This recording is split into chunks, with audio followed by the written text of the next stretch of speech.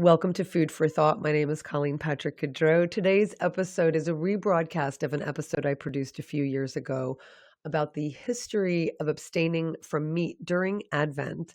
And we are in the middle of Advent. We're in the middle of the Christmas season. And whether or not you celebrate Christmas or you celebrate Advent, I thought it was appropriate to share this message with you again, because so many of the food traditions we have and so many of the dishes we have come out of really two main things, which are religion and poverty or wealth.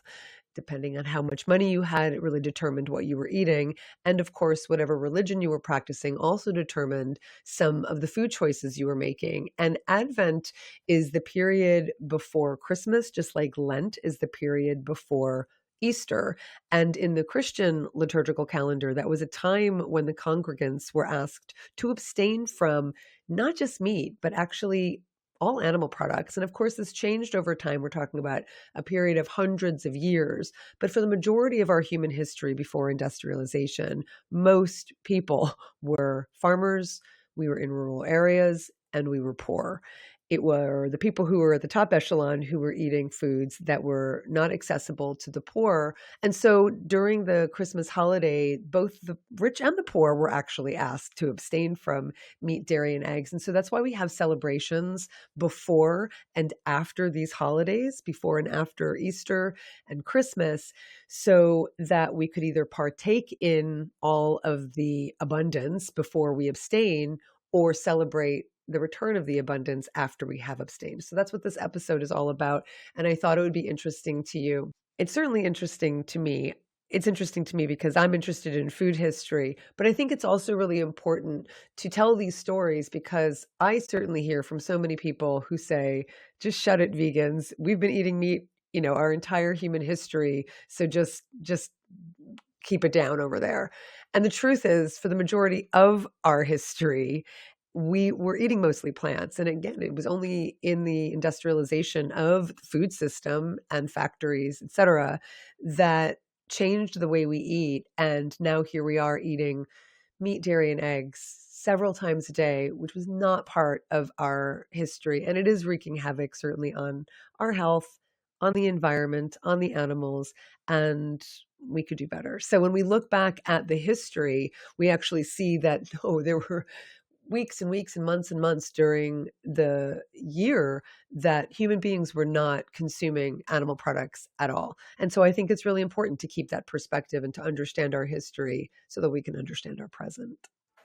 It will probably be no surprise to you to know that I love this time of year. Christmas is one of my favorite holidays. I love every holiday and I love every season, but this particular season for me is about bringing the light in as there's darkness without, because our days are so short. And you will find in every room of my house right now, twinkly lights. One of the things I also brought into my office, which is right behind me here, is a ceramic Christmas tree my mother made many decades ago with light blue lights. And it's very 1970s, but it was something she made. And I think of her this time of year. So I get very nostalgic this time of year. One of the gifts I am giving to my husband is I'm creating a family photo wall of old photos of his parents, his grandparents from their wedding, my mother from her wedding to my father and her wedding to her first husband, and baby pictures of my husband, me, my mother, my father, my husband's parents. So we've got lots of photos, and I've just been working really hard, working with framers to create this wall. And I love gift giving, and I'm excited to host my friends. I am hosting a Christmas dinner this year, which is not a surprise, but I am keeping it small. Last year was a little too big. And so we are having Christmas dinner, and we have a theme every year. And this theme this year is Victorian Christmas. Most of the traditions we have that we still celebrate today are from the Victorian era: the Christmas tree, Christmas crackers, Christmas ornaments, frankly, kind of the the commercialization of Christmas kind of started during the Victorian era. And Christmas pudding, now obviously that's very British. Pudding in the United States and North America is very different than a pudding in the UK or Australia or Canada. But because this is a Victorian Christmas, and when we think of Victorian Christmas, we do think of British Victorian Christmas or Victorian era, even though in the United States we were grappling with our own craziness during the Civil War, of course, in the middle of the 19th century. So one of the things that's also a huge part of Christmas that came from the Victorian era are Christmas carols. So I'm just super excited about hosting all of my friends, and I have several surprises that they don't know about, and I can't share them with you because many of my friends listen to my podcast. So I'm not going to share them with you. I will encourage you to go over to ColleenPatrick-Goudreau.com, joyfulvegan.com, and you will find my recipe for a Christmas pudding. This is not a surprise. My friends already know I'm making this because we are choosing the dishes that we're going to be making, all of us, and bringing together for their meal. And Christmas pudding is what I am contributing. I have been testing several puddings and I have landed on a recipe I feel really, really good about. In fact, I brought it to a neighborhood gathering last week and it was such a huge hit. One of my neighbors said it was the best thing on that whole table. There were a lot of animal products on that table and all of the people there eat animal products. She said it was the best thing on that table. And everyone who had it said it was really good. So Christmas pudding for those in the United States is more like a really dense fruit cake. That's how you can think of it if you're like me and from the United States. But I'm making a proper British pudding in that you steam it. And I am in love. I am super in love. And I just didn't think I was going to like it as much. I thought it was going to be kind of novel, but I really love it. So I have the recipe up on my website at joyfulvegan.com, and it is available for paying subscribers. And I hope you consider becoming hopefully a free subscriber, but paying subscribers do get perks. I have tons of free information, tons of free recipes, tons of free everything on my website. So please don't hem and haw that I'm offering this only to paying subscribers. I did move over from Patreon to Substack and I've lost a ton of subscribers, but I'm making it work. And I really want to give something special to those who are supporting me financially.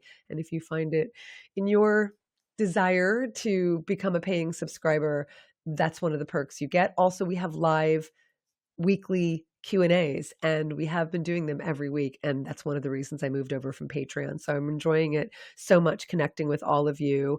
Also, I know some of you, if you follow me on social media, would have heard me talk about the fact that The Joyful Vegan, which is my seventh book, I think my seventh book, which I wrote in 2019, and I believe really suffered from COVID because I had a whole book tour planned in 2020, but we know what happened then.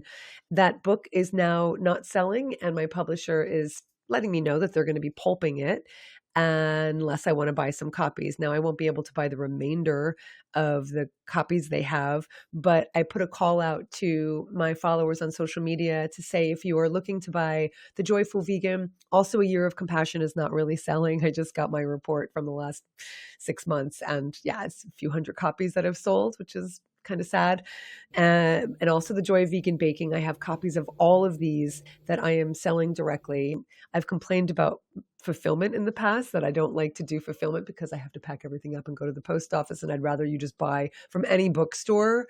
But I'm very happy to do this because I want these books out of the pulping machine, and I am happy to pack these up. So many of you responded and have already purchased copies, so much so that I had to order more from many of my publishers. I have several different publishers so that I can fulfill these orders. So I'll be contacting you to let you know there's going to be a little delay, but you'll get them before Christmas. So if you are inclined to get The Joyful Vegan or A Year of Compassion or the 30-Day Vegan Challenge or The Joy of Vegan Baking for the holidays for a gift for anybody, please go over to my website, joyfulvegan.com or ColleenPatrick-Goudreau.com, click on the shop and purchase what you like. And of course, there's recipe ebooks as well. So really grateful to all of you who are interested in supporting these books and keeping them out of the pulping machine. I remember when I worked in bookstores, and I worked in bookstores for many, many years. And I remember one of the things we had to do And I remember saying I never wanted to do this, is when there were books that didn't sell, one of the things you do before you send them back to the distributor is you strip the cover, especially for paperbacks, or only for paperbacks. You would strip the front cover off, and then you would send back the books themselves to get pulped, and the covers would be the way to count which ones, how many got pulped. And it was such a painful thing to do because as a book reader, as a book writer, I just could not tear a cover off of a book. It was sacrilege. And so knowing that these books can and will most likely be pulped is incredibly painful, especially a book that I wrote. And it's happened before. It happened to the 30-Day Vegan Challenge, the first iteration of that book, the first edition, because of the whole trauma and debacle that book went through. So I said on social media that maybe I've run my course. I don't know. I do feel sometimes that I'm less relevant than I was, and I'm still trying to figure out what's next. And so that's one of the things I'm going to be doing. I'm going to be taking off the rest of this month to what I've been calling Dreamscape and decide how I want to spend 2026 and even time going forward. And I have many ideas, and I might survey you to ask what you think. So stay tuned. So this was a very long introduction, a very long way of saying, I hope you enjoy this episode. I think it's fascinating. And I think it will help you understand not only why we eat the foods we eat today, why we celebrate the way we do, but that for most of our human history, we were not consuming animal products, and we certainly were not consuming them in the quantity that we are consuming them today. For the animals, enjoy this episode, and I look forward to hearing what you think.